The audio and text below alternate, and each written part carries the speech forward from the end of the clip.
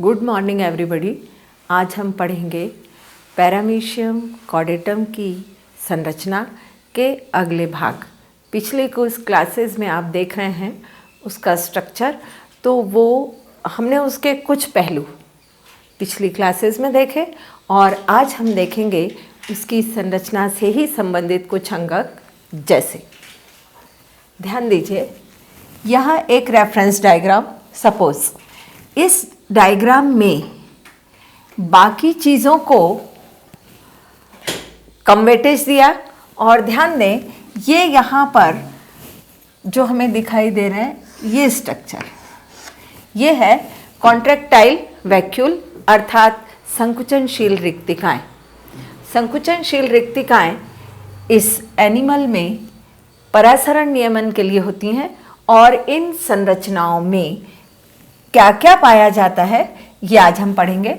तो पहली ध्यान देने जैसी बात है कि पैरामीशियम कॉर्डेटम में दो कॉन्ट्रैक्टाइल वैक्यूल्स पाई जाती हैं, एक अग्र सिरे पर, ये एंटीरियर साइड, और ये पोस्टीरियर साइड।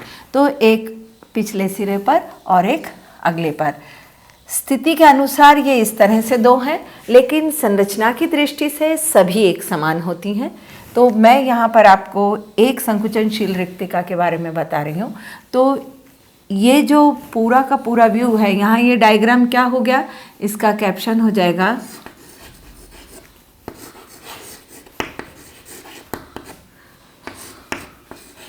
Contractile vacuum. इसमें अब हमें क्या क्या दिखाई देता है, तो यहाँ अगर हम देखें कॉन्ट्रैक्टाइल वैक्यूल, इसमें आपको अगर कुछ पार्ट्स देखने हैं तो एक तो बीच में ये जो बड़ा सा खुद ही है ये है कॉन्ट्रैक्टाइल वैक्यूल, अर्थात ये एक सेंटर में, इसे हम सेंट्रल वैक्यूल भी मान सकते हैं, ये वैक्यूल। इसके बाद अब इसके सराउंडिंग एरिया में हमें दिखाई देती हैं रेडियल कैनाल्स।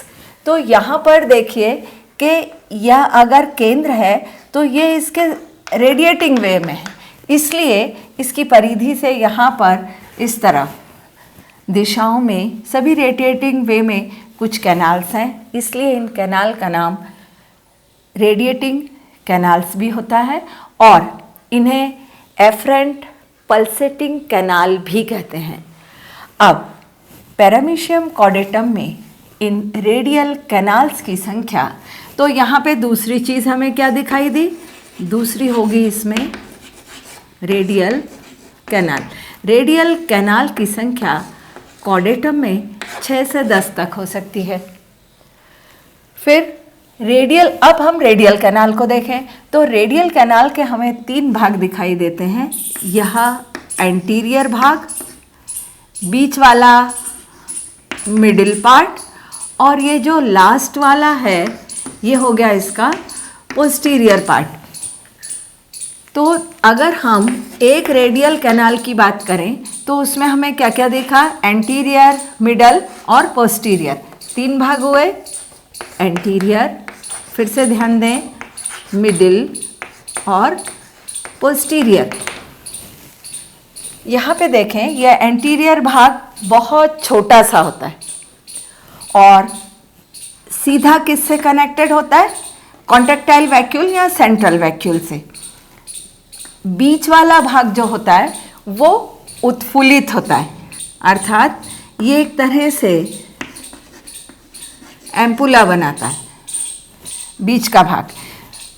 तो बीच का भाग इस वाले भाग से बड़ा हुआ, आवश्यकता पड़ने पर यह उत्फुल्लित भी हो जाता है, एम्पुलरी स्ट्रक्चर है। तो कई डायग्राम्स में हमें इस तरह का ये जो इसका यहाँ पर भाग दिखाई देता है ये हुआ इसका एम्पुलरी पार्ट। लास्ट पार्ट जो होता है अर्थात पोस्टीरियर, पोस्टीरियर कैनाल के भाग को हम फीडर कैनाल भी कहते हैं, है ना। इसको हमने फीडर कैनाल इसलिए कहा कि ये पिछले हिस्से से एकत्र हुए द्रव को इसके द्वारा इसके माध्यम से इसमें मिला देती है। तो इसके द्वारा इसका माध्यम का मतलब हुआ, अगर आप बोर्ड पे साथ साथ हैं तो आप इस बिंदु को समझेंगे। फीडर कैनाल ने इस भाग से आए हुए सारे द्रव को पहले एम्पुलरी पार्ट में दिया और एम्पुलरी पार्ट अपने इस एंटीरियर पार्ट के माध्यम से इसको सेंट्रल वैक्यूल में डाल देता है। अब फिर हम और थोड़ा सा इधर पोस्टीरियर पार्ट की ओर ही ध्यान दें तो इसमें यहाँ पर हमें एक नेटवर्क सा दिखाई देता है। इसको हम कहते हैं नेफ्रीडियल नेट। नेफ्रीडियल नेट कई स्थानों पर फिर इस प्रकार कुछ संरचनाओं से मिलती है। ये ध्यान दें, यहाँ पर ये जिस तरह से हमें दिखाई दे रहा है,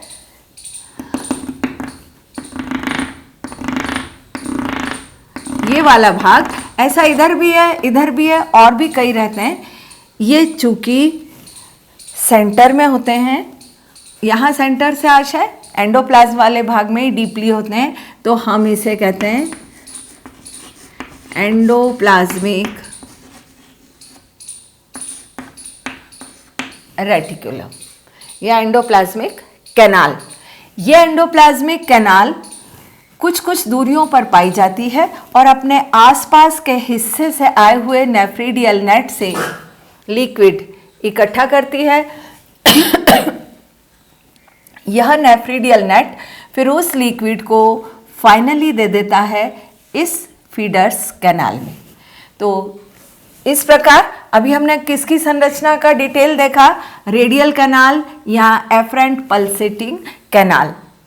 इसके अतिरिक्त कॉन्ट्रैक्टाइल वैक्यूल में हमें कुछ दिखाई देते हैं मायोफाइब्रिल,